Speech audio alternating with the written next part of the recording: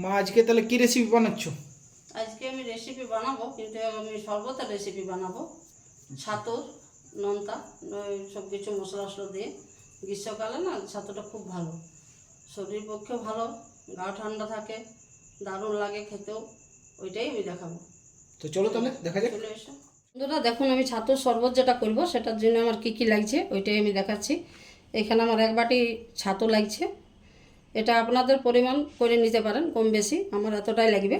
এইখানে আমি জিরে আর একটা লঙ্কা করে ভেজে আমি গুঁড়ো করে নিয়েছি। এটা আমার সিন্দুক নুন, আর এটা হচ্ছে বিট নুন। এটা বিট নুন, আমি সাদা নুন কিন্তু ব্যবহার করব না।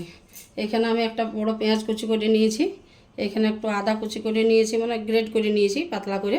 এইখানে কয়েক কোয়া রসুন, এইখানে পুদিনা পাতা, এইখানে 2টো কাঁচা লঙ্কা কুচি করে নিয়েছি, আর এখানে কয়েকটা পুদিনা পাতা আছে গোটা দেওয়ার জন্য।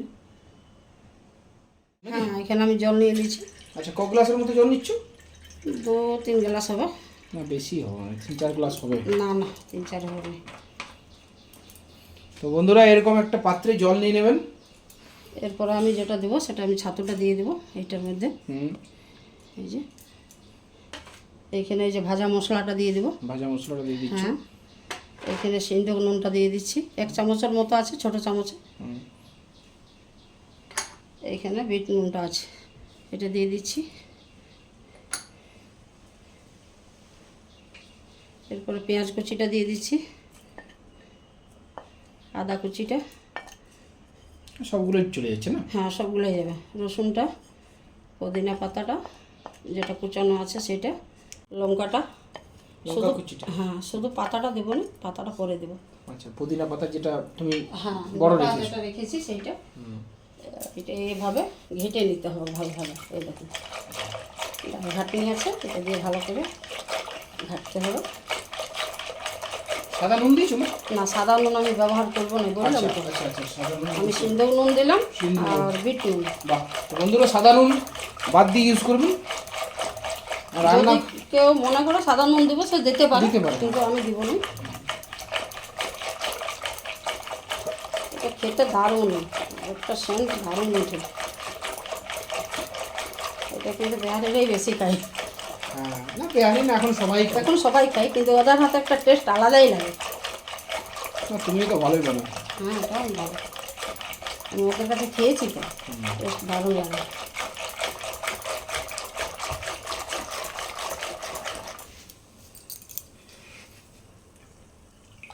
হয়ে গেছে নাকি এটা? না, হয় না, আরেকবার ঘাটাবো। আমি একটু কাগজি লেবু নিয়ে নিয়েছি, এইটা আমি দিয়ে দেবো রসটা এইভাবে নিগড়ে। এটা একটু টেস্ট ভালো হয়। আবার তোমাকে ঘাঁটতে হবে। যত ফেনা উঠবে না তত ভালো। এই যে ফেনা উঠছে না, এটা খুব ভালো।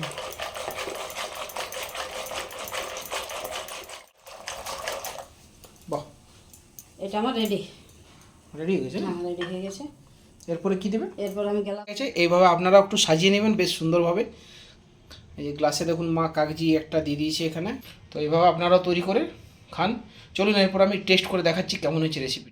তো হাই বন্ধুরা, চলে এসেছি ছাতুর শরবতটা টেস্ট করার জন্য। আপনাদেরকে মানে জাস্ট ফিডব্যাক দিচ্ছি কেমন হয়েছে। তো চলুন আমি টেস্ট করে জানাচ্ছি কেমন হয়েছে।